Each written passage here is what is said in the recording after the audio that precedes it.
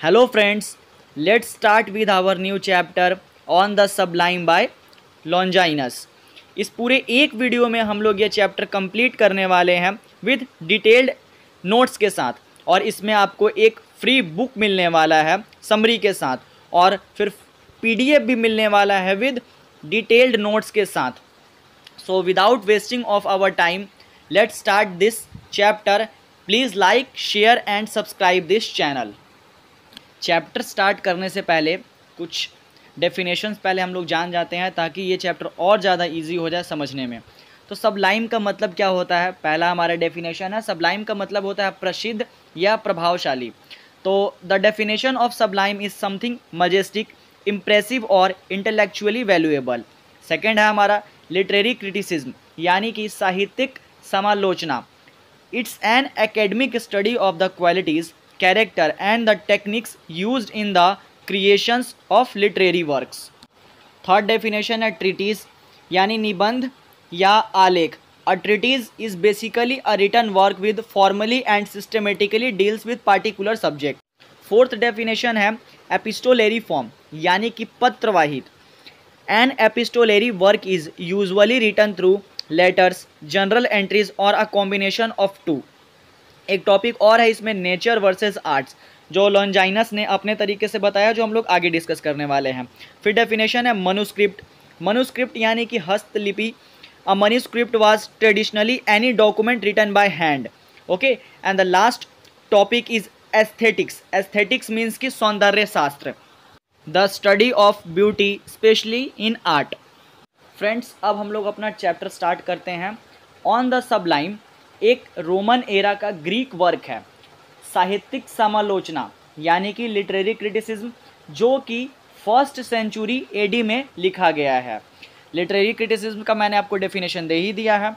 अब इसके ऑथर यानी लॉन्जाइनस या सूडो लॉन्जाइनस के नाम से जाना जाता है, लेकिन लॉन्जाइनस इसके रियल ऑथर नहीं हैं। On the Sublime aesthetics, aesthetics means सौंदर्य शास्त्र, इसका मतलब है अच्छी और स्ट्रॉन्ग राइटिंग। यह ऑन द सबलाइम पिछले हजारों सालों में लिखे गए में से एक है। The goal according to Longinus is to achieve the sublime. Sublime का मतलब जानते ही हैं, शानदार, भव्य, प्रसिद्ध या प्रभावशाली। On the sublime is written in epistolary form. एक एपिस्टोलरी वर्क यानी पत्रवाहित को यूजुअली लिखा जाता है लेटर्स में, जनरल एंट्रीज में या दोनों के कॉम्बिनेशन में। यहाँ एक फैक्ट जानते हैं ऑन द सबलाइम के बारे में, जो इसका फाइनल पार्ट्स है वो मिसिंग है, जिसके स्टडी के अकॉर्डिंग जो पब्लिक स्पीकिंग के बारे में बात की गई है। लॉन्जाइनस ने इस वर्क को डेडिकेटेड किया है एक पोस्थोमियस टेरेंटिनियस, जो एक पब्लिक फिगर है एंशिएंट रोम की। ऑन द सबलाइम उन एक क्लासिकल में से है जो नेचर वर्सेस आर्ट्स के बारे में बात करता है। अब समझते हैं कि नेचर वर्सेस आर्ट्स क्या है। तो पहले जानते हैं नेचर के बारे में। नेचर यानी लेखक के अंदर की प्राकृतिक बौद्धिक, यानी कि नेचुरल वाइजमैन जिसको कह सकते हैं, और इंस्पायरेशन होना चाहिए। फिर आता है आर्ट्स के बारे में। आर्ट्स यानी जिसमें लेखक ने लर्निंग और प्रैक्टिसिंग राइटिंग के स्किल्स को लिखा है। अब ऑन द सबलाइम की शुरुआत होती है एक लिटरेचर के भाषा की तरह। In literature sublime is defined as loftiness and excellence in language.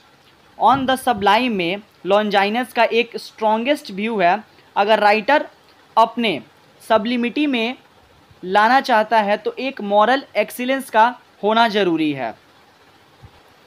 और थ्योरीज के अकॉर्डिंग लॉन्जाइनस अपने राइटिंग को पब्लिश करवाना अवॉइड करते थे, और लॉन्जाइनस लिखते थे मगर उनको अपने काम पर कभी घमंड नहीं था।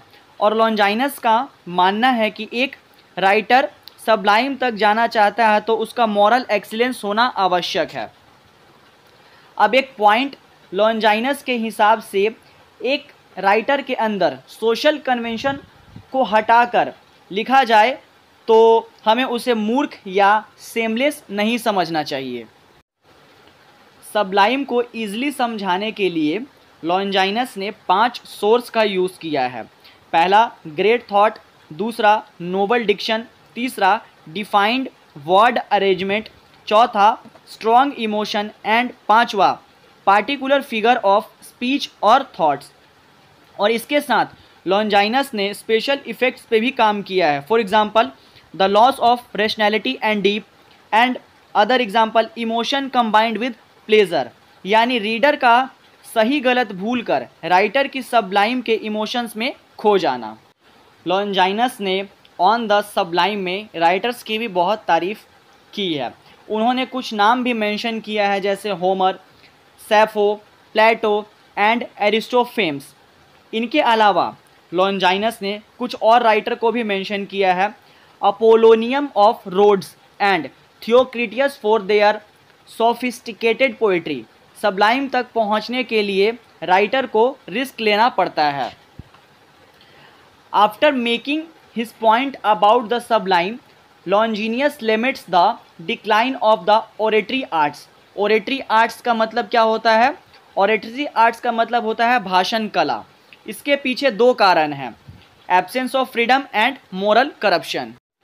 और फिर 10th सेंचुरी में ऑन द सबलाइम को एक मेडिवल मनुस्क्रिप्ट में कॉपी किया गया। इस मनुस्क्रिप्ट का क्रेडिट डायोनोसियस और लॉन्जाइनस को दिया गया। फ्रेंड्स, 16th सेंचुरी में इस ट्रीटिस को फ्रांसिस रोबोटिलियो ने बासेल में पब्लिश किया और फिर 6 साल बाद निकोलो डा फाल्गानो ने इसको रिपब्लिश करवाया। 17th सेंचुरी में बैरोक्यू लिटरेचर में अपना सबलाइम लेवल को पहुंचाना एक मेजर गोल बन गया था। इस तरह यह हर साल यानी ऑन द सबलाइम को और ज़्यादा अटेंशन दिया जाने लगा। सो फ्रेंड्स, अब हमने तो इस ऑन द सबलाइम बाय लॉन्जाइनस को पूरे अच्छे तरीके से यानी आसान लैंग्वेज में कंप्लीट कर लिया है। अब हम इसके सब्जेक्टिव और ऑब्जेक्टिव क्वेश्चन पे डिस्कस करेंगे।